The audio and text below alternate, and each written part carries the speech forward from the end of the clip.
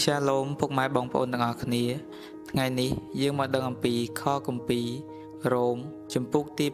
8ខទី37ផ្ទុយទៅវិញនៅក្នុងសេចក្តីទាំងអស់នេះយើងជាអ្នកឈ្នះលើសលប់ដោយសារព្រះអង្គដែលស្រឡាញ់យើងការដែលជាអ្នកឈ្នះលើសលប់មានន័យថាព្រះគ្រីស្ទមិនត្រឹមតែជួយអ្នកឲ្យឈ្នះនោះទេគឺទ្រង់ឈ្នះតាមរយៈអ្នកសេចក្តីស្រឡាញ់របស់ទ្រង់ផ្ដល់អំណាចឲ្យអ្នកដើម្បីឈរយ៉ាងរឹងមាំនៅពេលដែលជីវិតសង្កត់អ្នកខ្លាំងពេកការបរាជ័យ